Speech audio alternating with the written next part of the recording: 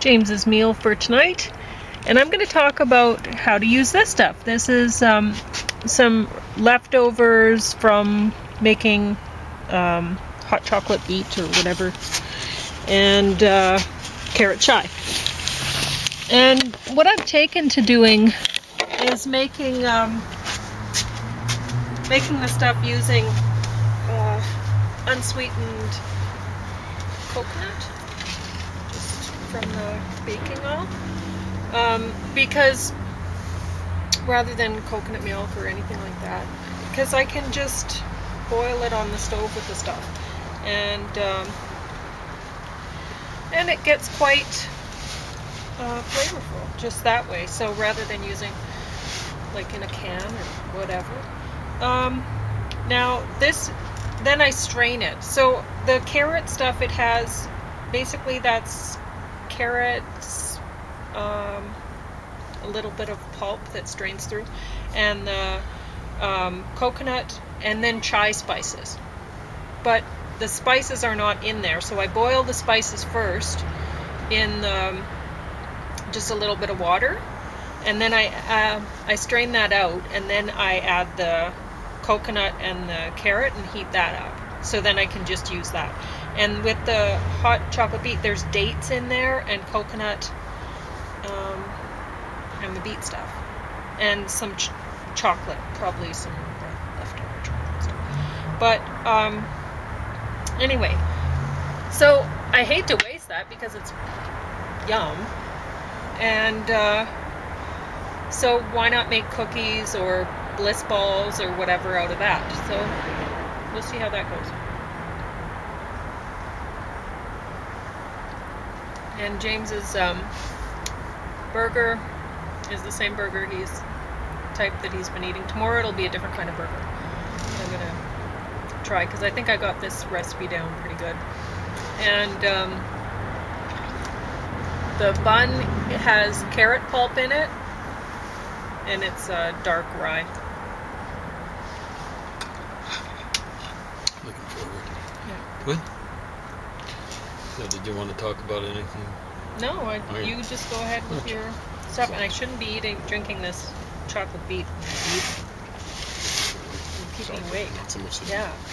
Hey, so this is trying to do this for days and get this suite of 3 books over and done with. So, plan of attack. What was the? There were any number of problems. Didn't go into Iraq with enough soldiers, and they probably should have divided Iraq up into at least 3 different parts, maybe a 4th. And there was another problem that I didn't. This is so delicious. Do you want me to save you some? No thanks. The beets kind of get me too regular, if you know what I mean. Okay. Go ahead. Yeah. Plan of attack. So yeah. Plan of attack again. Okay. Okay, go ahead. It's a suite of books, right? Because the batteries are running and stuff like that, we haven't been able to finish it up. Okay, go ahead then. So one other thing that I didn't mention, believe me, it hits me every time I read this kind of stuff, is they're saying we got to get the Iraqis, and there's a problem in Afghan. We got to get them to police themselves. That we got to get an army that will take care of the Taliban, or Al Qaeda in Iraq or in Afghanistan. Or, believe me, they're telling the Pakistanis, you police yourselves.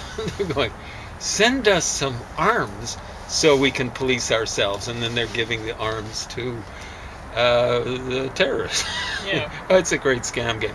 Yeah. So here's Bush early on. This might have been even before he invaded Iraq. They envy us our freedom. I think he said freedoms. And you don't understand. You don't read books. Maybe you watch TV, but you don't watch that even with any acuity, mental acuity, and maybe visual acuity. I don't think his glasses, maybe his contact lenses, but definitely not. Mental acuity. Now, what's the problem with that? Now, I'm not going to single out any particular religious group, and I'm not going to single out people of color. I'm going to say all of continental Eurasia does not envy the United States, England, Australia, New Zealand, Canada, and I'm going to make an exception of Holland, but pretty well all of continental Eurasia. So that's all of Europe and all of Asia. So we've got people who are people of white, or whatever the term is, non-color, in there. They do not envy the freedoms of people with freedom. They fear and loathe the freedoms. You want me to repeat that? They fear and loathe the freedoms of people with freedom. Now, part of the fear is they fear the power that comes with freedom. Doesn't come with tyranny. It comes with freedom. You can't get economic development without freedom. What's happening with China right now? They steal the ideas that are developed by people who have freedom. Galileo would have understood this. He didn't have freedom. And for the last decades of his life, he didn't have the freedom to publish stuff that questioned the status quo. You got that? Freedom brings economic power. Political power doesn't bring economic power. Ask the Southerners in the United States. They didn't have political freedom, and they didn't pass it on to the blacks in particular. And what happened to them after they lost their slaves? Kaput. And it's been that way ever since. Kaput. And if you don't believe me, do a little bit of reading, okay? Instead of jumping all over. Whoa, how can he say that? You know, like, I had someone do that and with me, and they had a PhD. Not in political science or in history or anything like that. All over me. Well, you know, like the records seem to indicate that the United States, the northern states just zoomed upwards economically, and the southern states went kaput. And it wasn't because of carpetbaggers bringing back the riches and wealth from the south to the north. It's because the north industrialized. And my interlocutor then questioned, because what I was saying was slavery ultimately, not right away, ultimately enslaves the enslaver. Not just the slaves. You know, I'm not saying, it liberates the slaves or anything like that. It's bad for the slaves, but it's bad for the enslaver. Why? It makes the enslaver lazy. And laziness ultimately is its own reward. You know, laziness, eventually the grasshopper in the proverb, has a little bit of trouble when the winter sets in. And he tries to get the ant to be a slave for him. The ant is free and says, you handle it yourself. Well, the problem is that the aggressors, aggressive personality types, they aren't progressive. They don't make society progress. No, why would they? They're sitting squatting on top of everyone. Exactly. So society doesn't go anywhere when aggressive personality types are in power. So what happens is when you get a measure of freedom, that enables the blues to come to not the fore, but actually do a little bit of stuff. And, no society's ever come close to the freedom that there should be, but all it has to be is a relative freedom. And they come to the fore and they devise this, that, other thing, so on and so forth. So, my interlocutor is saying, so I was saying, the United States had their industrial revolution after the Civil War. No, they didn't. And I'm going, I can hear, finally, this interlocutor who has a PhD actually checking stuff up instead of saying, no, it isn't. That's called argumentum ad nauseum. I developed that term, but unfortunately it was developed already. And why is it unfortunate? Because people have been doing this forever and ever. Argumentum, no, it isn't. No, it isn't. No, it isn't. Okay. So check that out. You can hear over the phone, 2,000 or so miles away, and maybe 3,000 kilometers. Oh. According to the economy, the U.S. had their industrial revolution after the Civil War. Ah! And then my interlocutor said, "But what about the railways?" And okay, I'm not going to answer this. Like it's not like I wanted to hear who owned the railways in the United States during the Civil War. Believe me, the North used those railways to great advantage, moving troops back and forth hither and yon. And the people in the South, they had the railways too, but not to the same extent. They had to go by horseback. There were great horsemen, Robert E. Lee and all this sort of stuff. So often when he's portrayed in these statues that are being torn down, he's on his horse. Let's go. Let's beat that iron horse. Fleshly horse. Come on, horsey. Yeah. So I'm going, who would have owned those iron horses, the tracks for them? Who would have? What was the first nation to industrialize? Well before, maybe 100 years before the United States, almost. And Germany. And Germany, the second industrial revolution was like around after the Civil War. And Germany got on their high horse and really did it. And so did the United States. It wasn't too long before both of them were more powerful than England. But before then, it was England. So I'm going, the United States had railroads. There were lots of places that had railroads, like Manchuria around 1900. But maybe China had a bit of an industrial revolution then and stuff like that. But,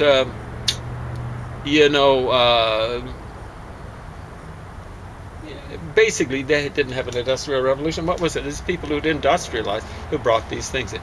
So I'm reading a history of the church done by the church. Which church is the Mormon church? Now I'll read anything. I will read anything. And I've read biographies of several of the first, what are they called? Joyce Sears, presidents and first prophets of the Mormon church. I've got biographies of almost all of them. I acquired them a long time ago. Sad to say, I haven't had the time. I've got the interest in going through these things. But, there's a lot to learn. There's a lot to learn about everything. Yeah. You know what I'm saying? So, and it is interesting reading about this stuff. But, so I'm reading it, and they were talking about a railroad, and it was the investors in the northern United States, and this was like 1840 or something like that, and that was before the Civil War, 1840, and England. I'm going, yeah. I wish I'd heard the. Yeah, they had railroads. Like that's an argument. Get some. Get some data before you argue with me, okay? Get some data before you argue with me. Yeah. Get an argument going in your head and say, does this make sense? Have a sense that also when you're talking to James that he's running this stuff just off the top of his head. Just and understand, You can feel really bright looking up things on the computer. Well, I'm going to make mistakes. I do, Smartphones? Owned by dumb people. Yeah, check stuff out. Oh, please. And try, when you read stuff, try to retain it. Get some learning techniques, memory techniques. I don't care what it is, but retain it for future reference. So you don't have to go, because you cannot, your brain, it'll forget it, and then it won't work on this stuff. The most important thing is have it data entered between your ears. Your brain will help you out. So much of what happens, your brain solving stuff, is when you wake up in the morning. Yeah, exactly. It's in your sleep. Brain's been working at it. If you don't have a data entered, your brain just goes la la la la la. It just will take you on little magic carpet rides and stuff like that. Dreams are fun, but dreams are fun. But why not have fun and also wake in the morning and have a little possible solution? Understand, your dreams will make connections, and it won't check out. The connections won't check out. But please, spare me. Okay, I'll check how much time you have left. Keep going. Oh, you have lots of Okay, now, so we go to, we've talked about the plan of attack. There are all sorts of problems. I have, I'm sure, not exhausted all of them. But yeah, when Bush said that, that was way back when. It wasn't as though I saw the results and said, wow, like they envy us our freedoms. They don't envy your freedoms. They don't envy us our freedoms. They don't believe in those freedoms. And that's all of Eurasia. That's France. That's Germany. They kind of had democracy forced on them after we're World not War entitled II. to those That was freedoms, 9 according years to them, before I so- was born. Yeah, I'm an old guy, but I'm not that old. This was well within my dad's lifetime. My dad's still alive. They don't believe in freedom. That's all of Eurasia. People of color, people not of color. Okay? Well, I think that comes with arrogance. A lot of Well, pretentiousness. Because I am arrogant. I admit it. By trying not to be pretentious. yes, but I So- think a lot of people, they have this idea, like a lot of Westerners. This is probably everywhere. Mhm. It's probably a universal thing, but everybody thinks, oh well, like say me with blonde hair and blue eyes. Now, in my youth, maybe not now, but perhaps I would have thought, oh, everybody's going to think that I have some sort of advantage, or whatever, because I'm what people consider pretty or whatever, with blue eyes, blonde hair, and but that's not the case everywhere. Not everybody thinks that blue eyes and blonde hair are attractive. Iranians, or And- like you think you're hairy, but the hair doesn't really Oh, show I up have a because lot you're of hair. blonde. But I am covered with hair. Yeah, but here's the deal. In Iran, It's all over my before face. Modern times, or whatever you want to can't call it, is modern. Is that? I got to be careful. It might be politically incorrect. Recent times, eventually, this will all be politically incorrect. Anyway, recent times, I'll say, just modernities probably has some sort of value, a positive value attached to it, or stuff like that. In recent times, in recency, it's probably changed, but they apparently the guys on average went for women with 5 o'clock shadows.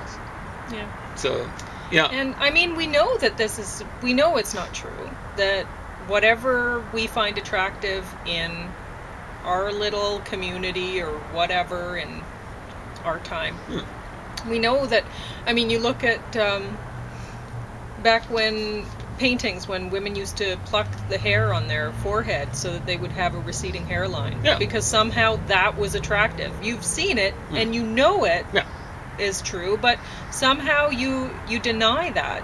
You think, oh well, that it must be made up, or whatever, because nobody would find that attractive in a woman, but they did. Nowadays, women, they get out, jog, and they strip down.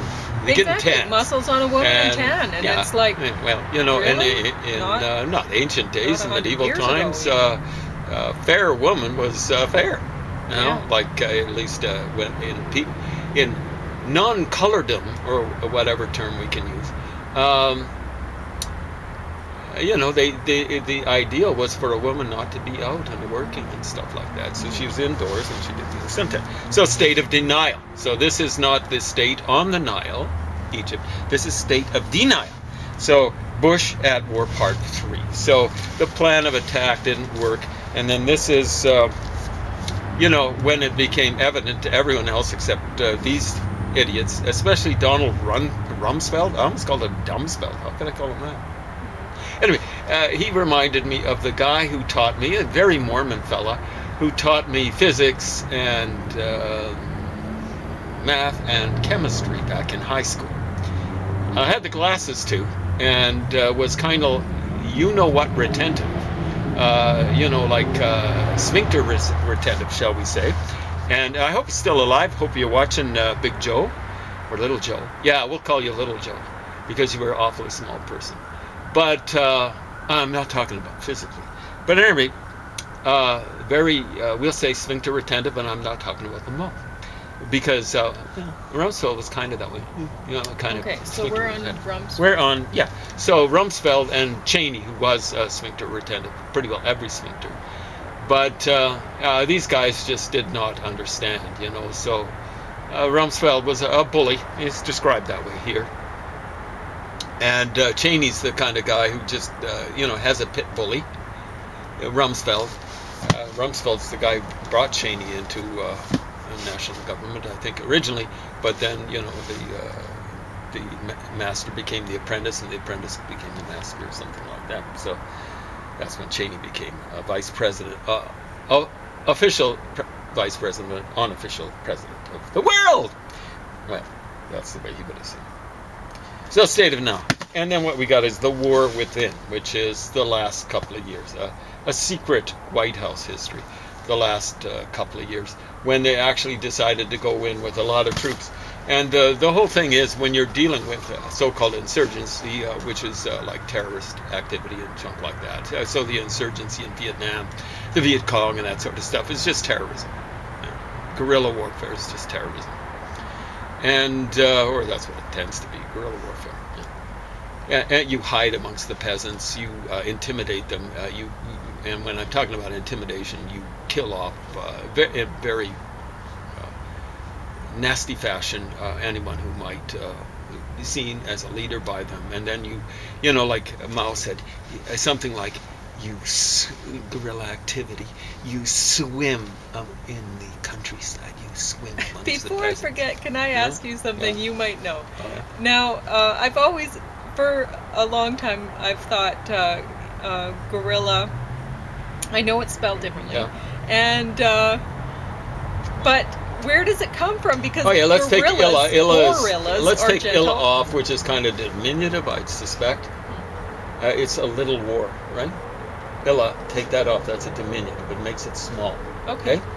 And then what you got is something like the French guerre, G-U-E-R-R-E. See how it's similar? Even though guerrilla is Spanish, guerre. And what is that? The Latins, people who spoke the Romance languages, didn't really have a W. Mm-hmm. So it has nothing to do with gorillas. No. So it is spelled the differently, U and I know in that. guerrilla and guerre preserves what's there originally. Because gorillas aren't even from. No. Okay. So the deal is the U preserves what's there originally, which is a double U. Okay. Guerrilla. Now let's drop the G off. Guerrilla. Where? Oh. Guerre. Where? War. War. Yeah. So the word for war is a Germanic word, or the word in French for war is a Germanic word. Would have been brought in, I suspect, by the Franks. The Franks were a Germanic people, not a Latin people, not a French people, not Gaelic, and stuff like that.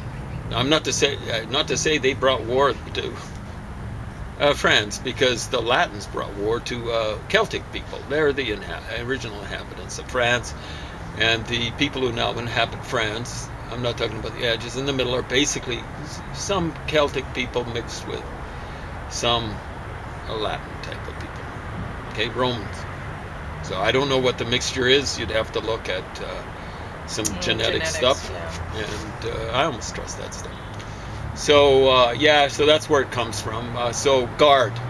Drop the G off, double up the U, and you got ward. So in England, we've got guard and a ward, or warden. Warden. Yeah. See, a guard wards things, right? So that's another Germanic word that made it into French, and then a guard made it into English when French was the official, kind of like the official language in England after William the Conqueror made French something like the Thank official you for language. explaining that to me. Sure. I'm sure there's lots of people who've wondered about it too. Yeah. So why do we not have just in me. English a guarantee and a warranty? They're exactly the same thing, basically. Well, warrant, I warrant, you get Shakespeare. I warrant, it's basically, I guarantee I will do this. But you take the G off a guarantee, double up the U, you've got, warranty. It's basically warranty. Something like that. You can find, there are a few other, and so on and so forth. So it's a little war. That's the kind of thing we do all the time while we're sitting around. I ask all sorts of stupid questions that little kids would ask. And not stupid. But and he anyway, answers there you them go. for me. Well, sometimes I get them wrong. Because I don't care if people think that I'm stupid. Well, It that's the doesn't most bother me important at thing. all. You know, It's like how I learn. There's eventually I'll be just having a stack of books out here, and they will be stuff I finished. It'll be like the Srimad Bhagavatam, at least particular volumes of it, the Bhagavad Gita, the Tao. There will be, what else will be there? There will be Japanese explication of Buddhism. I can ask him just they'll about be anything. all And he here. usually Boop, boop, boop, knows the boop, boop, boop, boop, answer. boop. Or And sometimes when you've he'll got just a rattle off. argument about religion, you come up with a real argument. You don't say, I know because I'm, let's say, a professor, or because I teach kids, or because I've got 3 degrees, I've got a PhD. You've actually got to come up with arguments. Because if you're going to argue from authority, particularly if you're a professor and and you're not of religious studies, that's an appeal not just to authority, which which you've actually got to come up with an argument, even if you're an authority in something. Isn't that amazing? But it's an appeal to invalid authority, illegal authority. Like it's because I'm a professor, I know everything. Yeah, don't hand that to me. But it's going to be out here, like the Old Testament, the New Testament, the original. It's going to be out here. Is that one a good one? These are all good for, don't buy them. They'd be very expensive. They're all good for getting basic material, data, all this sort of stuff. He did interviews. Apparently he's got tapes and backing up most of these interviews and stuff like that. Good, solid, raw data. There's stuff in there like he doesn't ever talk about plan of attack. Here's another problem. Like they go in there and they don't have their vehicles armored enough. So when you're dealing with terrorists, you do not give them little victories, because they build them up into bigger and bigger and bigger victories, in the sense of, hey, we're doing something, we're taking bozos out.